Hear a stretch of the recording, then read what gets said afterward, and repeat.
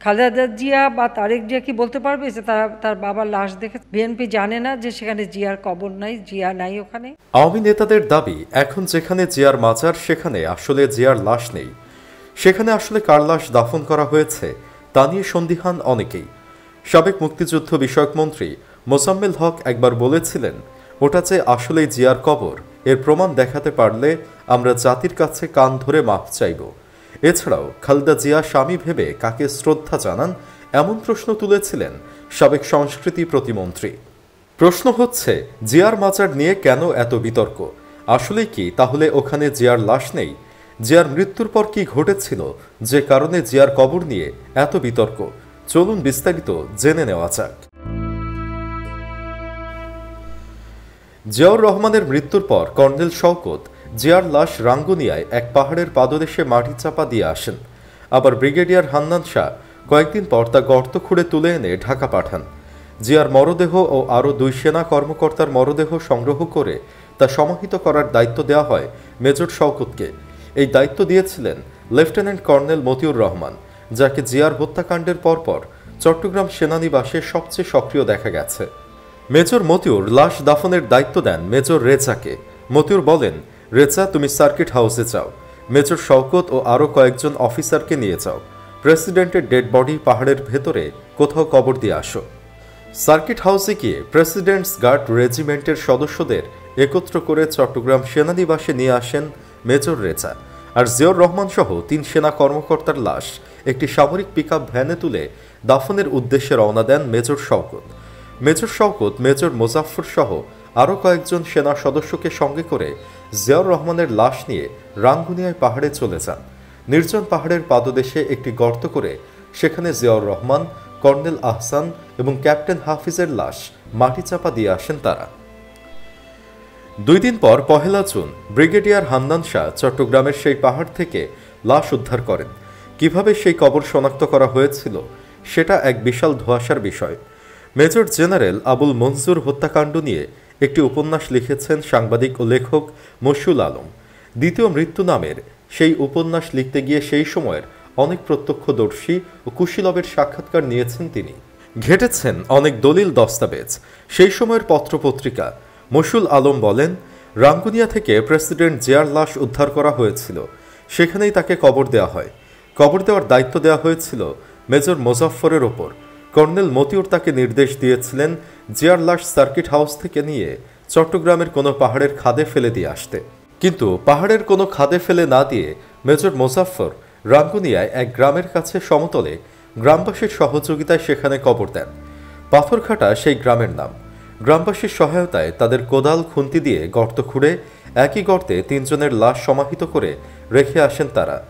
জিয়ার মৃত্যুর দিন অস্থায়ী রাষ্ট্রপতি সাত্তার দায়িত্ব নিয়ে 30 মে দুপুরের দিকে রেডিও টেলিভিশনে জাতির উদ্দেশ্যে ভাষণ দেন। চট্টগ্রাম ক্যান্টনমেন্টে যে যুদ্ধ পরিস্থিতি ছিল সেটা তার পরের দিন দ্রুত পাল্টাতে থাকে। 30 মে অনেক সেনা কর্মকর্তার মতো হান্নান শাহকেও মিলিটারি একাডেমি থেকে ডেকে নিয়ে বিদ্রোহের পক্ষে সমর্থন চাওয়া হয়েছিল, কিন্তু হান্নান শাহ তাতে অপারগতা প্রকাশ করেন। এবার 31 মে ঢাকার সঙ্গে সমঝোতার জন্য মধ্যস্থতাকারীর ভূমিকা নিতে অনুরোধ করা হয় হান্নান শাহকে। প্রয়াত হান্নান শাহের একটি সাক্ষাৎকার নিয়েছিলেন সাংবাদিক ঔপন্যাসিক মশহুল আলম। মশহুল বলেন, হান্নান শাহ তাকে বলেছিলেন তিনি নিজে থেকেই জিয়ার লাশ খুঁজেছিলেন। তখন লাশ খোঁজার মূল দায়িত্ব পড়েছিল তৎকালীন ফটিকছড়ি সার্কেলের ইন্সপেক্টর গোলাম কুদ্দুসের ওপর।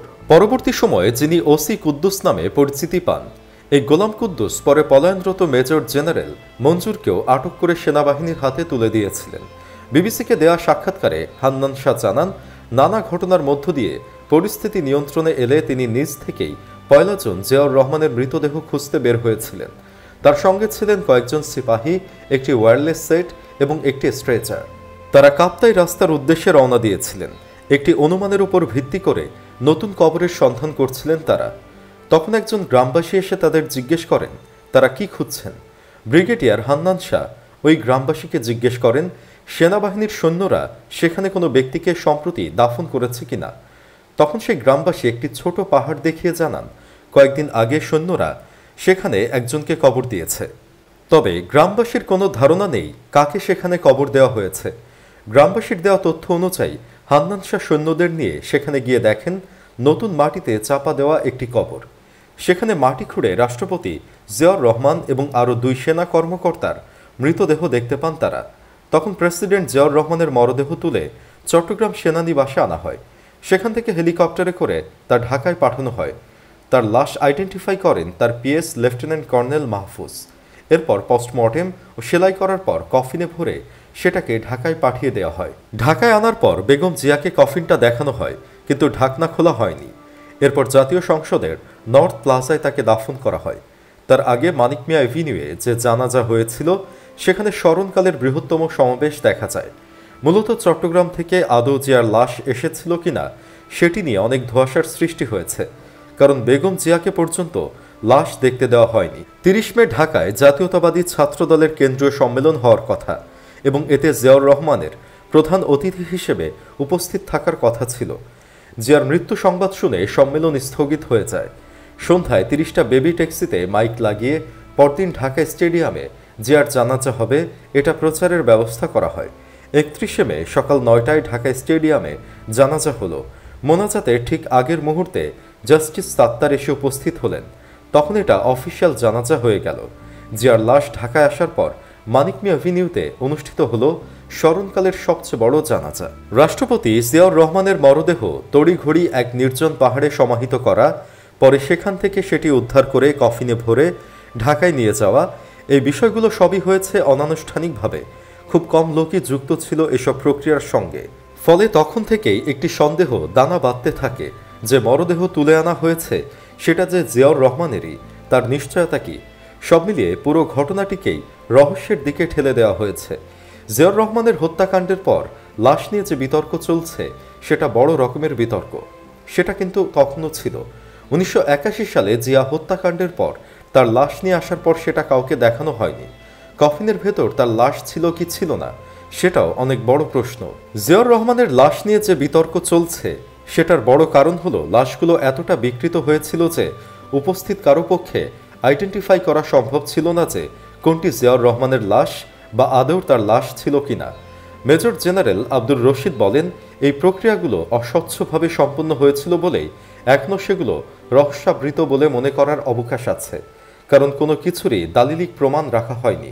তিনি বলেন, যেভাবে এই হত্যাকাণ্ড ঘটেছিল এবং যেভাবে তা সরকারের সিভিল প্রশাসন এবং সেনাবাহিনীর পক্ষ থেকে সামলানোর চেষ্টা করা হয়েছে, সেই সময় থেকেই মানুষের মনে সন্দেহ দেখা দেয়। এই বিতর্ক এখন ছড়িয়ে পড়েছে। জিয়াউর রহমানের মরদেহ উদ্ধার ও ঢাকায় দাফনের আগে পরে কোনো স্বজন বা সহকর্মী তা দেখেননি বা শনাক্ত করেননি। যে একজন মাত্র ব্যক্তি তাকে শনাক্ত করেছিলেন তিনি জিয়াউর রহমানের পিএ লেফটেন্যান্ট কর্নেল মাহফুজ। তাকেও সরিয়ে দেওয়া হয় এই হত্যাকাণ্ডের দায়ে ফাঁসিতে ঝোলানোর মধ্য দিয়ে। যেহেতু কেউ এটা দেখেননি, তাই এখন কেউই বলতে পারছেন না সত্যি সত্যি সেখানে মরদেহ ছিল কি ছিল না। যদিও গবেষক মহিউদ্দিন আহমদ মনে করেন জিয়ার মরদেহ নিয়ে ধোঁয়াশা থাকার কারণ নেই, কেননা মরদেহের ময়নাতদন্ত হয়েছিল। তিনি বলেন, জিয়াউর রহমানের ডেড বডিকে চিহ্নিত করেছেন তার পিএস লেফটেন্যান্ট কর্নেল মাহফুজ। তাকে পরে ফাঁসি দেওয়া হয়। 1 জুন সকাল 10টায় জিয়ার ময়নাতদন্ত সম্পন্ন হয়। সেটার বিস্তারিত প্রতিবেদনও আছে। সবকিছু শেষ করে জিয়ার লাশ কফিনে মুড়ে বেলা 1টায় brigadier Azizul Islam, lieutenant colonel Mahfuz, lieutenant colonel Mahbubul ইসলামের কাছে হস্তান্তর করা হয়।